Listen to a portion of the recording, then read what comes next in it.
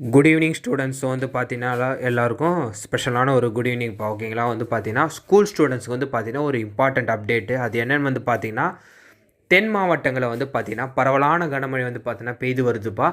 ஒரு சில மாவட்டங்களுக்கு வந்து பார்த்தீங்கன்னா ஆரஞ்ச் அலர்ட் கொடுத்துருக்காங்க தென் மாவட்டங்களுக்கு. ஸோ அதை பற்றி நம்ம பார்ப்போம். ஃபஸ்ட்டு வந்து பார்த்தீங்கன்னா ஒரு சில தென் மாவட்டங்கள் வந்து பார்த்திங்கன்னா ஆரஞ்ச் அலர்ட் கொடுத்துருக்காங்க. அதனால் வந்து பார்த்திங்கன்னா கனமழை பெய்யக்கூடிய வாய்ப்புகள் உள்ளது. அது மட்டும் இல்லாமல் ஒரு சில மாவட்டங்களில் ஒரு சில இடங்களில் ஆங்காங்கே மிக கனமழை பெய்யவும் வாய்ப்பு இருக்குது. அது என்னன்றதை பார்ப்போம். ஆரஞ்ச் அலர்ட் கொடுத்துருக்க மாவட்டங்கள் எதுன்னு பார்ப்போம்னா புதுக்கோட்டை, காரைக்கால், நெல்லை, கன்னியாகுமரி, ராமநாதபுரம், தஞ்சாவூர், நாகை, சிவகங்கை ஆகிய மாவட்டங்களுக்கெல்லாம் வந்து பார்த்திங்கன்னா மிக கனமழை எச்சரிக்கை கொடுத்துருக்காங்கப்பா. அதாவது ஆரஞ்ச் அலர்ட்டு.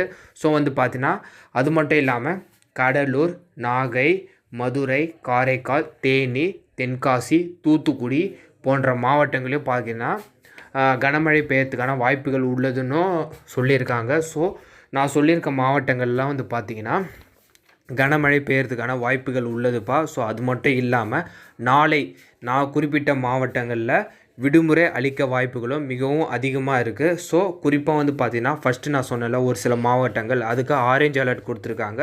ஸோ அந்த மாவட்டங்களில் ஒரு சில மாவட்டங்களுக்கு அட்லீஸ்ட் பள்ளிகளுக்கு விடுமுறையாவது வர வாய்ப்புகள் இருக்குது. ஸ்டில் நவ் எந்த ஒரு மாவட்டத்திலையும் அஃபிஷியலாக அனௌன்ஸ்மெண்ட் வரல, லீவ் அனௌன்ஸ்மெண்ட்டு.